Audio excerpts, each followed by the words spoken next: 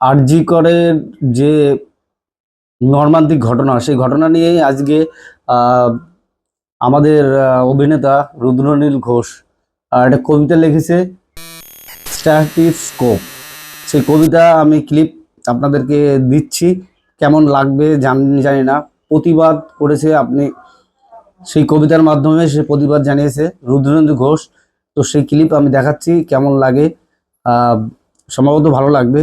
আর আরজি করের এই সত্যি সত্যি এই পৈশাচিক মর্মান্তিক ঘটনা সবার হৃদয়ে নাড়া দিয়ে যায়। তো এই স্টেথোস্কোপ যে রুদ্রনীলের কবিতা, সেটা আপনারা শুনুন, আপনাদের ভালো লাগবে। আর ভালো লাগলে, আমি এরকম নিউজ দিয়ে থাকি, প্লিজ সাবস্ক্রাইব করবেন। আজকের মতন দেখুন। স্টেথোস্কোপের গাটা ঠান্ডা, ভাঙা চশমাটা চুপ, হাসি মুখে মেয়েটা ফটোর ফ্রেমে, সামনে জ্বলন্ত ধূপ। ডাক্তারিতে চান্স পাওয়ার খবরে হয়তো সেদিন মেয়েটার বাড়ি জুড়ে ছিল হইচই। রান্নাঘর থেকে খুন্তি হাতে দৌড়ে বেরিয়েছিল মা, চিৎকার করে বলেছিল, ওগো সুখবর আছে, পাড়া প্রতিবেশী সব গেলে কই? ওগো মেজে বৌদি শুনছো, মেয়ে তো ডাক্তারিতে চান্স পেল। এই রুনুর মা, আরে বাবা, আমার মেয়ের খবর তোমাদের কি কানে গেল? মেয়ে আমার আরজি করে ডাক্তার হতে চললো। জানো বৌদি, মনে হয় গত জন্মের পুণ্য হয়তো এবার সত্যি হয়ে ফলল। আত্মীয় স্বজন হেসে উত্তর দিয়েছিল, ব্যাস আর চিন্তা কি বৌদি, তোমার মেয়ে তো আমাদেরও মেয়ে, অসুখ বিসুখ মানে এবার এ বাড়িতেই ডাক্তার। মা বলেছিল, আরে কি যে সব বলো বৌদি, এসব না তোমাদের বাড়াবাড়ির আবদার। শোনো বৌদি, আমার মেয়ে না দেশের সব খবর জানে। কত গরিব মানুষ চিকিৎসা পায় না, আরে বাবা তাদেরই তো বাঁচাতে হবে প্রাণে। ঠাম্মা পাশের ঘর থেকে বেরিয়ে বলেছিল, হ্যাঁ তোরা আমায় কি একটু কথা বলতে দিবিনি? তা বলি গলায় স্টেথোস্কোপ ঝোলার পর আমাদের চিনতে পারবে তো আমাদের এই ছোট্ট ডাক্তার নেই? সেই স্টেথোস্কোপের গাটা ঠান্ডা, ভাঙা চশমাটা চুপ, হাসি মুখে মেয়েটা আজ ফটোর ফ্রেমে, সামনে জ্বলন্ত ধূপ। টানা 36 ঘন্টার ডিউটি দিয়ে মুমূর্ষু রোগীর সেবা করে, বন্ধুদের সাথে খাবার খেয়ে গলার স্টেথোস্কোপটা খুলে মেয়েটা ঢুকেছিল সেমিনার ঘরে। ভেবেছিল দু চোখ বুঝে একটু জিরিয়ে নি। সেই যে দু চোখ বন্ধ হয়েছিল, সে দু চোখ আর খোলেনি। সেমিনার রুমে যে ক্লান্ত ডাক্তারনি ঢুকেছিল, সকালে সে বেরিয়েছিল ক্ষত বিক্ষত বডি হয়ে। আর স্টেথোস্কোপের গাটা ঠান্ডা, ভাঙা চশমাটা চুপ, হাসি মুখে মেয়েটা ফটোর ফ্রেমে, সামনে জ্বলন্ত ধূপ। যে দিত প্রাণ সেই দিল প্রাণ হাসপাতালের ঘরে, শরীর জুড়ে হাজার ক্ষত, মেয়েটা গেলই মরে।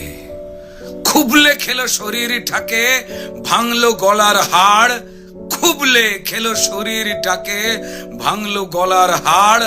পশুর দলে কে কে ছিল, জমাট অন্ধকার। তড়িঘড়ি হলো ধরা একটা সিভিক পুলিশ, তড়িঘড়ি হলো ধরা একটা সিভিক পুলিশ। এই অপরাধ একার যে নয়, যতই বানাও পুলিশ। মন্ত্রী পুলিশ দিশেহারা, অজুহাতের শেষ। মানুষ যদি ক্ষেপে ওঠে যেমন বাংলাদেশ, তাই তড়িঘড়ি ঝোলাও ফাঁসি, সে মুখ যেন না খোলে। ষড়যন্ত্র ফাঁসের আগেই ফাঁসিতে সে ঝোলে।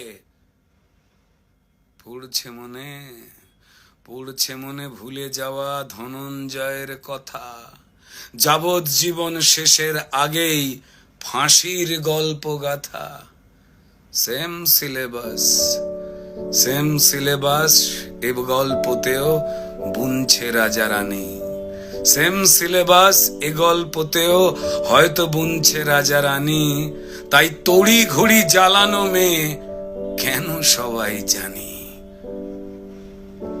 শুধু জানলো না মেয়ে চিতে শুয়ে তার কি অপরাধ, ভোটার লিস্টে তার নামটা কেবল শুধু বাদ। জানেই না সে তার জন্য প্রতিবাদের ঢেউ, তার ঘটনায় সিংহাসনের ভয় পাচ্ছে কেউ। কার জন্য কার পেটেতে লাল রক্তের ছোপ, কার জন্য অপেক্ষাতে একটা স্টেথোস্কোপ। ওই স্টেথোস্কোপের গাটা ঠান্ডা, ভাঙা চশমাটা চুপ, হাসি মুখে মেয়েটা ফটোর ফ্রেমে, সামনে জ্বলন্ত ধূপ। ফেলে মুখ বাবা মায়ের, প্রতিবেশী স্তব্ধ, আরজি করের বন্ধ ঘরে সত্যিটা আবদ্ধ। বিবস্ত্র ক্ষত দেহ দেখেও প্রথমে আত্মহত্যা ঘোষণা, তারপর বিধ্বস্ত বাবা মাকে চুপ করাবার নাটকে ফোন। অপদার্থ স্বাস্থ্য বিভাগ আর দালাল পুলিশ খুঁজে খালি অজুহাতের কোণ। মেয়েটা ডাক্তার হতে চেয়েছিল এ পোড়া রাজ্যে, তা না হয়ে হলো খবর। সিন্ডিকেটের সরকার চায় না ডাক্তার, তাই স্বপ্নকে দাও কবর। অফিস আদালতে মাঠে ঘাটে ঢোকাও নিজের লোক, ক্ষমতা আর টাকার লুঠের নেশায় মানুষ মরুক, শুধু ক্রিমিনালের জয় হোক। ক্রিমিনালরা মাটিতে পায় বীরের তকমা, তারাই রানী মায়ের হোপ। আর হাসপাতালের বেড তো ক্রিমিনালের জেল যাত্রা আটকাবার জন্য, মরুক ডাক্তারের স্টেথোস্কোপ। স্টেথোস্কোপের গাটা ঠান্ডা, ওই ভাঙা চশমাটা চুপ। ডাক্তার নি আজ ফটোর ফ্রেমে, সামনে জ্বলন্ত ধূপ।